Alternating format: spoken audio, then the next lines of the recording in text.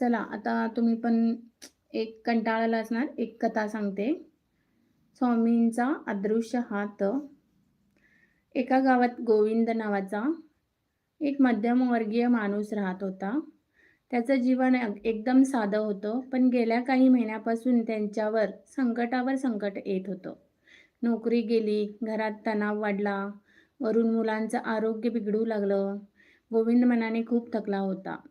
दररोज रात्री तो स्वामींच्या फोटोसमोर बसून रडायचा आणि म्हणायचा, "स्वामी, एवढी संकटं का? तुम्ही माझं का ऐकत नाही?" एक दिवस तर त्याने रडत-रडत विचारलं, "स्वामी, मला मदत करा, नाहीतर मी तुटून जाईन." त्या रात्री गोविंद झोपेत असताना त्याला स्वामींचा तेजस्वी प्रकाश दिसला आणि त्या प्रकाशातून स्वामींचा आवाज आला, "बाळा, तुझ्या अंगावर आणि खांद्यावर मीच हात ठेवला आहे. तू एकटा नाहीस." गोविंद स्वप्नातच म्हणाला, "पण स्वामी, जे दिसत नाही त्यावर मी विश्वास कसं करू?" स्वामी शांत हसले आणि म्हणाले, "हवेला दिसतं का? नाही, पण तिच्यामुळंच तू जगतोस. तसंच माझं आहे. मी दिसत नाही, पण माझ्यासोबत आणि तुझ्यासोबत मी आहे." दुसरी घटना.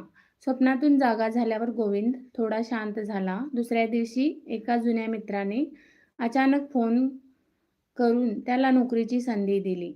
गोविंदने अर्ज केला, इंटरव्ह्यू दिला आणि काही दिवसातच नोकरी मिळाली. एक समस्या सुटली तोच मुलाच्या आरोग्यात सुधारणा होऊ लागली. गोविंद आश्चर्यचकित झाला. तो म्हणाला, "हे सगळं इतक्या पटकन कसं काय झालं?" अचानक त्याच्या कानात स्वामींचे ते शब्द आठवले, "तुझ्या खांद्यावर माझा हात आहे." तिसरी घटना.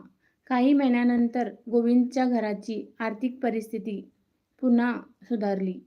घरात शांतता, मुलांच्या चेहऱ्यावर हसू आणि पत्नीच्या डोळ्यात प्रकाश दिसू लागला.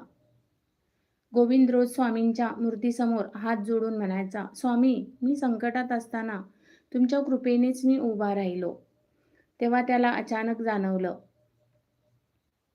स्वामींची कृपा कधीच मोठ्या आवाजात येत नाही. ती तर हळूच शांतपणे आपल्या आयुष्यात बदल घडवते. कथेचा अर्थ. मित्रांनो, या कथेचा अर्थ खूप सुंदर आहे. स्वामीचा हात आपल्या आयुष्यावर असतो, पण तो आपल्याला दिसत नाही.